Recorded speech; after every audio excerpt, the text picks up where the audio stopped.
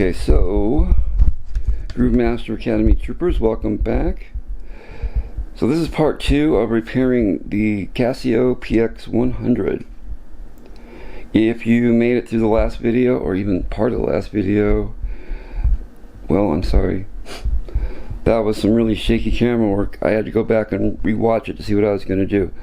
Moving on, so I'm going to have to take this bottom cover back off, excuse me. In hindsight, what we're going to do is all the screws are out except for this one on the corner here, and there's one all the way over there on the other end, but you can see where this bottom plate is going to come off around this seam right here.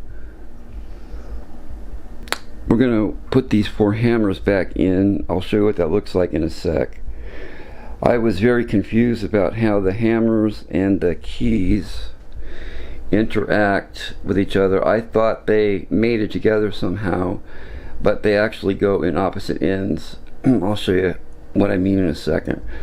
So I'm going to let you go for 1 second, and I'm going to get these corner screws out, and we're going to get this bottom panel off. See you in a sec. So just a little side note, a happy thing. It was nice to find some of the snap-on tools from back in the day to work with. Yeah, there's one in there that's not, but very nice. Okay, so moving on.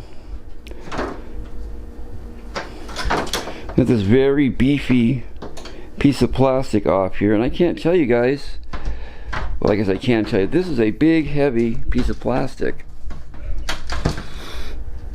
and underneath it are all of these hammers, which is the secret to why this keyboard feels so good. And you can see, so this is, wow, amazing how beefy this thing is. This is definitely, I would say, at least a big part of the reason why this thing feels so good and always has. These are all metal hammers that give it the weight, and then we've got one out on the first, second, fourth, and sixth key. These are 2 black keys here on the other side. So that's what it looks like in here, and I think for just getting those keys out, now that I've done it, getting those keys out from the top, I think probably I didn't have to take this panel off. The mistake was why these hammers are out. The ones that are missing here, they're out because I took this panel off. I didn't know how to take the instrument apart, and I took this panel off, and when we turn it back over, some of these hammers fell out because they are I can give you guys a better view. They're free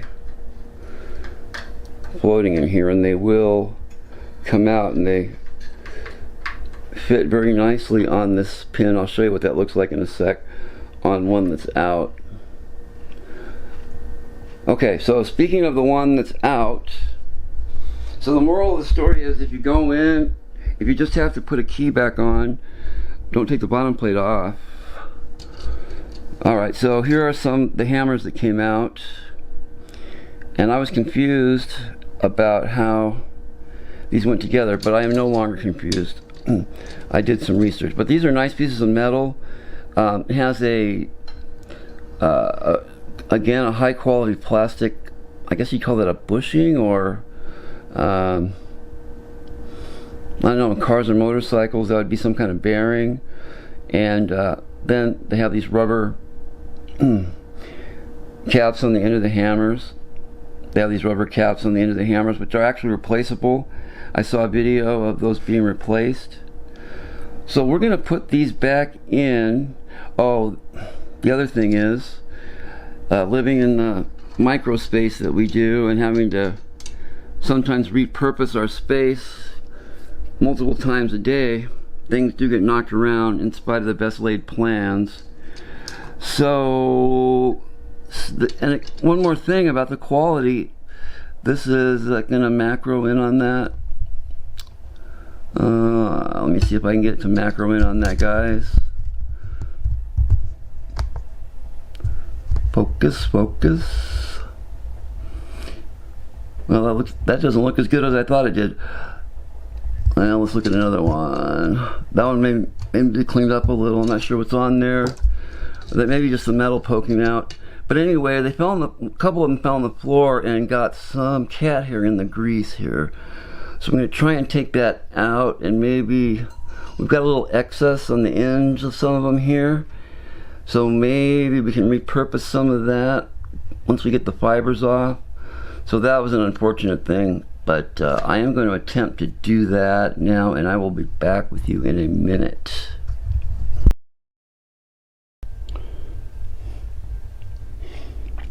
Okay, so this bit's probably going to be like a B-roll kind of thing, but the more I look at it, the more it makes sense. I think we're going to be able to salvage these hammers with the grease they've got on them. And so this bearing, bushing, whatever it is, focus, focus, got some really good macro photos. Don't get on my own light. Anyway, it makes more sense. So if you look here, this bushing bearing or whatever goes on, makes a really nice smooth connection with this pin here. Zoom out so you can get that in perspective. And then it goes with the double stretch out pins on the other side. See you in a sec. Okay, just for fun, we're going to take a little trip through the ring light here and see what's going on in here. So probably need some more light, but you can see there's some cat hair in here. I'm sure that's all over the place. And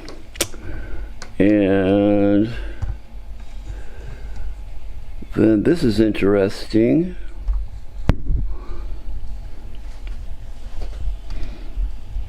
What's that? That's weird. Okay, there we go. So now we can get a little better look in here. Some cat hair here.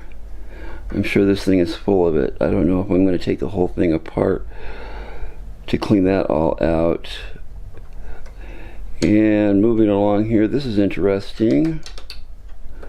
This has to be the velocity sensor. Underneath these rubber pads there's two switches, and the way the velocity works is that switch with the little knob there is going to be activated first, and then the computer is going to start counting really fast, and it's going to measure. This one's going to come down later. I'm sorry, moving the camera. This one will come down later, and the computer will measure the time between that switch activating and this switch activating.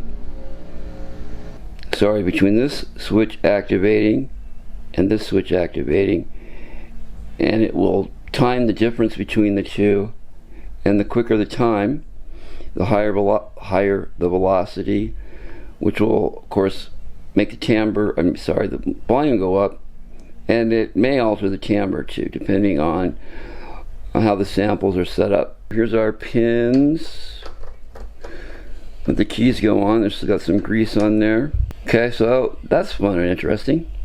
I don't know if you can see it, but through the hole down there, that the rubber part of the hammer comes through there. So we're gonna reinstall the hammers and I'll be back.